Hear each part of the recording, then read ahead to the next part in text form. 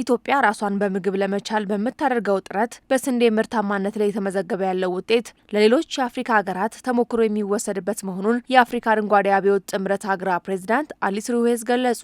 በ39ኛው የአፍሪካ ህብረት የመሪዎች ጉባኤ የአፍሪካ አህጉር የነጻ ንግድ ቀጠናና የአፍሪካ አረንጓዴ አብዮት ጥምረት በጋራ መስራት የሚያስችላቸውን የመግባቢያ ስምምነት ተፈራርመዋል።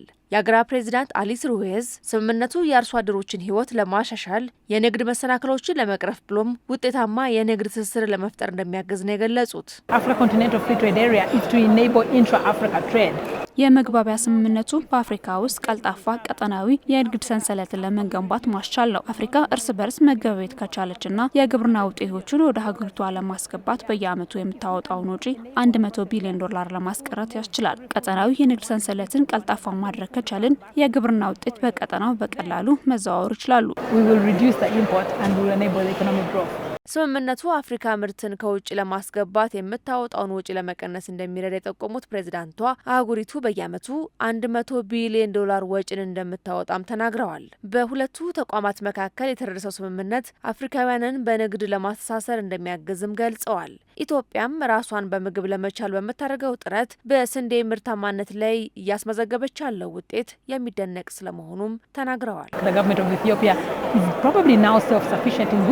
የኢትዮጵያ መንግስት በጣም ጥሩ ስራ እየሰራ ነው ብዬ አስባለሁ። በስንዴ ራሱን የቻለና ከሁላችንም ጋር ስንዴን መገበያየት የሚችል ነው። ከኢትዮጵያ ብዙ እንማራለን። ወደ ሀገሪቱ ስመጣ ብዙ ተምራለሁ። በስንዴ ላይ በትላልቅ ማቀነባበሪያ ፋብሪካዎች የሚሰሩትን ስራ አይቻለሁ። በፖሊሲዎችም ለጉዳይ የተሰጠው ትኩረትን ተመልክቻለሁ። ኢትዮጵያ ለቀሪው አፍሪካ ጠንክሮ መስራት የሚያስተምር ብዙ ነገር እንዳላት አስባለሁ።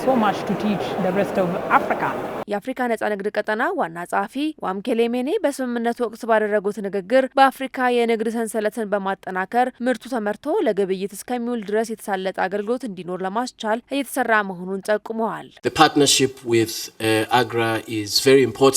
ከአግራ ጋር ያለው ሽርክና ለአህጉራችን በጣም አስፈላጊ ነው። ምክንያቱም አግራ የቴክኒክ ክህሎቶችን፣ ፖሊሲዎችንና እውቀቶችን ለማቀናጀት ስለሚያግዝ ይህንን አቅም ከንግድ ሁኔታ ጋር በማጣመር የግብርና ምርቶችን በመላው አፍሪካ ለማዘዋወር እንዲሁም በአፍሪካ ለምግብ የሚወጣን የውጭ ምንዛሬ ለመቀነስ ያለመ ነው። በንግድ ዘርፉ ላይ የሚያጋጥሙ እንቅፋቶችን ለማስቀረት ብሎም አርሶ አደሮች በአህጉሪቱ ገበያ ላይ ምርታቸውን ለማቅረብ የሚያጋጥሙ እንቅፋቶችን ለማስወገድም ነው።